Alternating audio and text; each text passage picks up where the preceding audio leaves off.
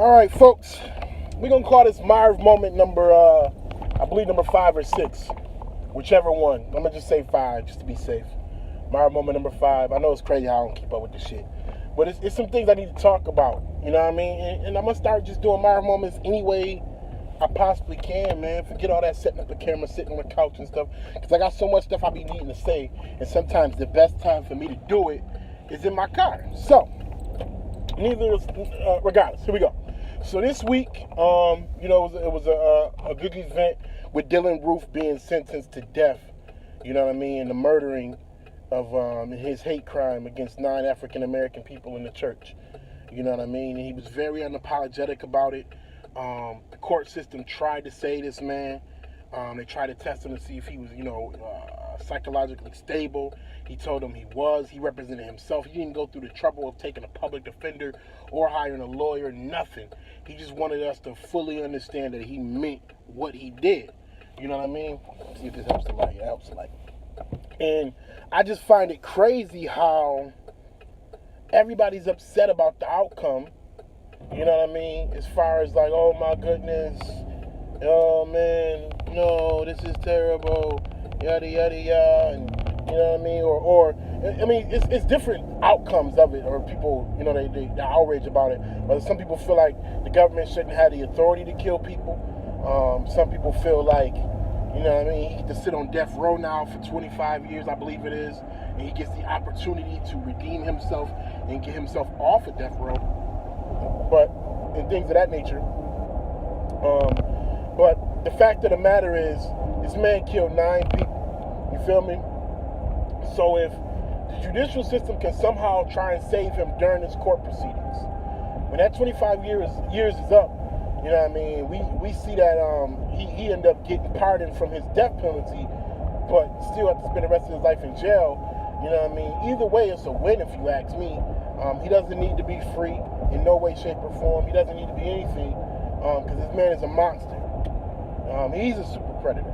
You know what I mean? That's what I call a super predator right there. Somebody who can go into the church and kill 9 innocent people just for the simple fact that they were African American. And then there's people in America that be like, well, everything isn't about race and everything isn't about color, and I don't see color, and I don't care what people's color or skin is, and da-da-da-da-da-da-da, and a whole bunch of bullshit they lying about. The fact of the matter is, this country was built on the backs of one group of people. You know what I mean?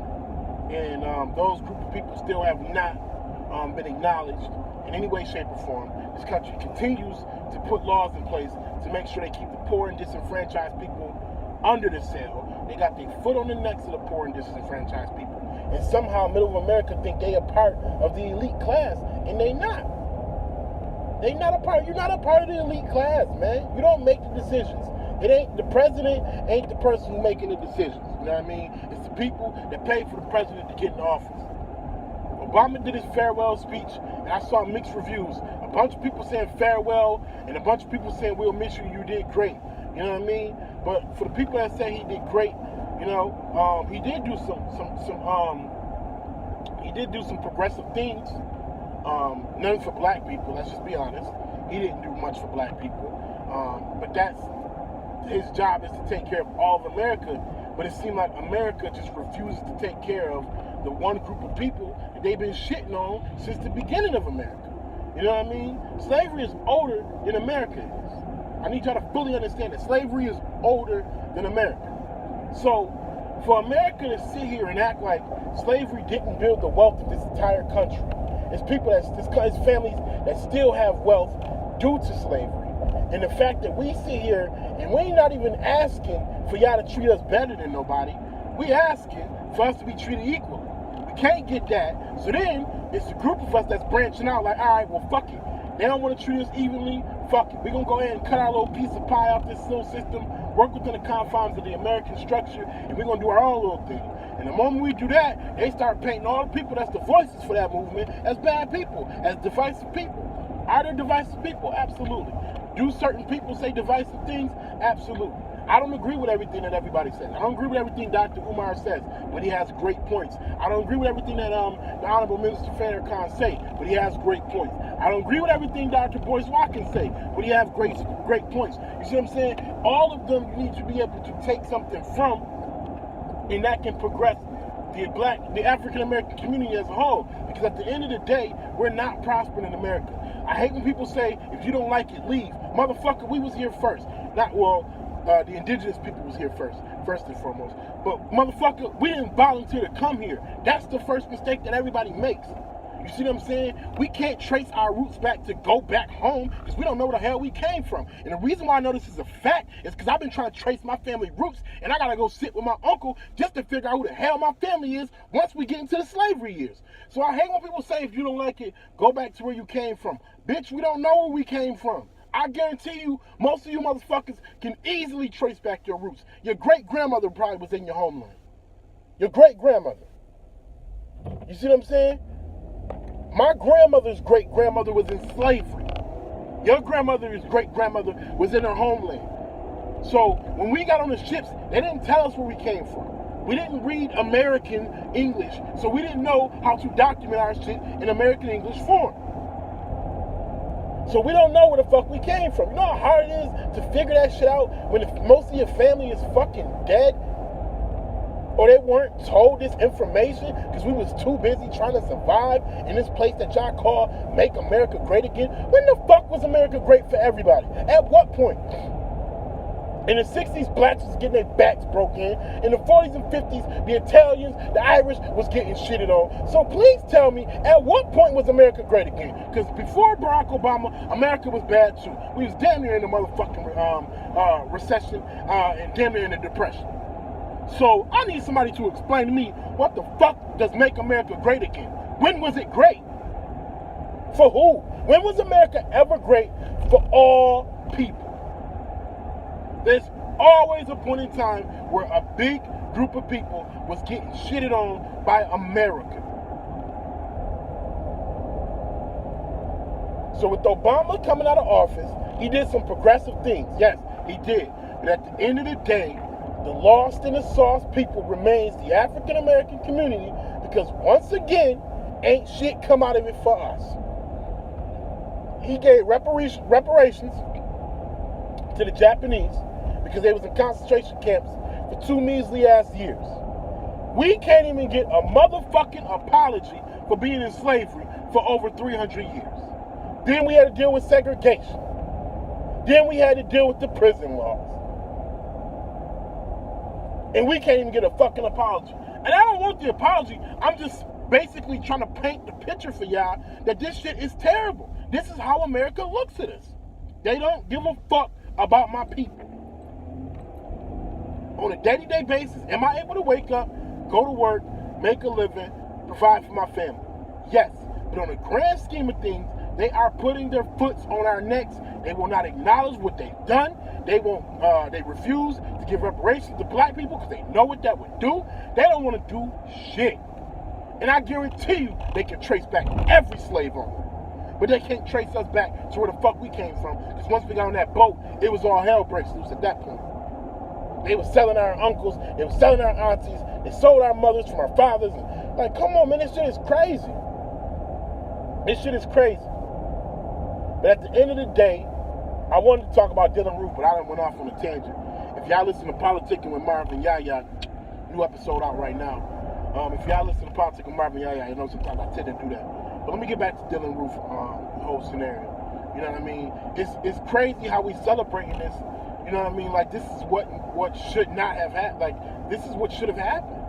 This is what we expected to happen. The fact that we even celebrating tells me we had a thought that they possibly could have let this motherfucker off. This is the picture that America has painted. When it comes to doing something to black people, the punishment usually don't comes with anything. There's no punishment. There's no punishment when it comes to doing something to black people. You can hang like the Ku Klux Klan. We know for a fact, we got picture evidence. These motherfuckers were swinging us from trees by our necks. You understand me? Swinging us from trees by our necks. We know for a fact that it happened. We got pictures of it. These motherfuckers got their names registered. The whole kit and caboodle. Yet there has been no action taken to break up the Ku Klux Klan because the right to assembly, right? Yet when a group of black people congregate together, the Black Panthers, y'all made sure y'all exterminated them immediately. The Black Panthers were nothing like the Ku Klux Klan. Of course, there's always a rogue, there's always an extremist in every group of gathering. There's extremists in police departments. There's extremists in the Ku Klux Klan. There's extremists in all facets and groups. Yet, y'all sit here and act like Crips and Bloods are the worst people in the world when you got doctors, lawyers, judges in a Ku Klux Klan, which was built based on the hatred of black people. And yet, we don't hear a word about nobody saying we need to stop the Ku Klux Klan from operating. These motherfuckers been smooth operating for a very long time. You see what I'm saying? So what I'm trying to get at is the fact that we got to celebrate Dylann Roof being found guilty and also being sentenced to the death penalty should paint the picture as to, like, why don't black people expect that to happen? You know what I mean? Nobody ever asks those kind of questions. Like, that should be an expectation. We should have been like, oh, he about to die, or oh, he going to jail for life. The fact we still had to sit on the edge of our seats until the verdict came in tells y'all what's wrong with America when it comes to black people. You feel what I'm saying? It's just as simple as that. And everybody always say you shouldn't talk about race. It's not a race thing. It's only race because you guys bring it up and things of that nature. No, it's only race because y'all ignore it. Because if y'all didn't ignore this shit, y'all be helping us get rid of this shit. Y'all help us get these people out of office, and y'all help us reverse these laws that's disenfranchising an entire group of people. But y'all don't give a fuck because y'all don't want to talk about it. You know why you don't want to talk about it? Because it's not affecting you. You don't have to wake up every day and worry about what the hell is you gonna make it home because of the color of your skin. You don't sweat bullets when you get pulled over by the cops, even though ain't nothing going on, even though you drove perfectly legal. You don't gotta sweat bullets when you get pulled over by the cops because you scared you might get shot just because the cop asked you for your license and registrations. You don't have to worry about that. So that's why you don't want to bring up the conversation. But the fact of the matter is, you need to be asking yourself, should any group of people be suffering like that? Because a threat to one group of people is a threat to all. It may not be today, it may not be tomorrow, it may not be next year, it may not be this generation. But understand that if y'all continue to let this shit happen, they continue to desensitize y'all to the death of black people, eventually black people gonna get tired. You know what I mean? America's lucky black people ain't trying to get revenge. We're not even trying to get revenge. Nobody is trying to get revenge. Of course there's an extremist out there, I'm sure. But for the grand scheme of things, black people not even trying to get revenge for slavery. We don't want to enslave nobody else. We just want to make money, provide for our family, and live the American dream. We're not out here looking for revenge. We ain't singing Drake looking for revenge. We're not doing that. Could we? Yeah, we could. You know what I mean? We could go out here looking for revenge. Because clearly it's easy for black people to get guns since all they do is kill each other based on what y'all saying. And what's funny is, I love hearing how people say, well, with the cop situation, how blacks are killed killed by cops. I love how people say, well, white people are killed at a more alarming rate than black people are, right? Why don't y'all make up a fuss about it? Huh? Why isn't there no outrage within the white community when it comes to them getting killed by black people? What's going on? Y'all not care? Y'all don't care about your own people? Is that what it is? You know what I mean? Or is it situations where it's suicide by cop? Do they make sure they distinguish the difference between suicide by cop and murder by cop? Do they do that? You know what I mean? It's crazy. I don't understand it. Nobody wants to stand up for what's right, but everybody wants everybody to act like it's kumbaya around this motherfucker. Until I feel like my life isn't endangered by the American judicial system, the American executive system, the American legislative system, or branches, whichever one you want to call them, then, maybe I'll be all kumbaya. But as of now, I feel like it's an attack against my people. It's always been an attack against my people. The ultimate goal is to keep my people from rising up. You know what I mean? They're scared of my people because they think we want to have revenge. We're not seeking revenge. We just want to have our own shit. We want to be teaching our own children our own history because obviously we're not getting the truth. Y'all motherfuckers sit here, Addison in kindergarten singing the Christopher Columbus song, the name of the Pinta de Santa Maria, and y'all ain't tell us the truth that he out here killing motherfuckers to get the fucking country. And here we are in 2017 now, but in 2016 was when the first time I seen a situation where an entire school decided, you know what, we're not fucking with Christopher Columbus Day no more. We're going to call it Indigenous People Day. The only Christopher we acknowledge is Wallace. Hope said that back in 2013, baby. Black people been not fucking with Christopher Columbus. It's not new to us. I found out what Christopher Columbus really did when I was like 16, 17. I was like, holy shit, what is going on here? He didn't discover America. He murdered people.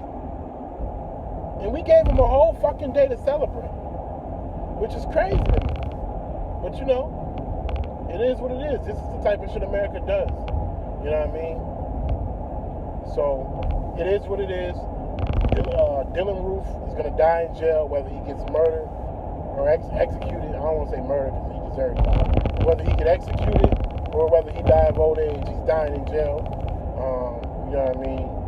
But he laid out the blueprint for the next crazy person to do it and get away with it. Make sure y'all tune in to Politicking with Marv and Yaya. We drop a weekly podcast. So make sure y'all tune in there. Check out the latest episodes. Go back and listen to old episodes. There's always some jewels in there. Make sure you also get the collab project, The Genesis, by The Union, UN1ON, the number 1. It's by The Union. You can find it on all major streaming platforms. And make sure you find me on all major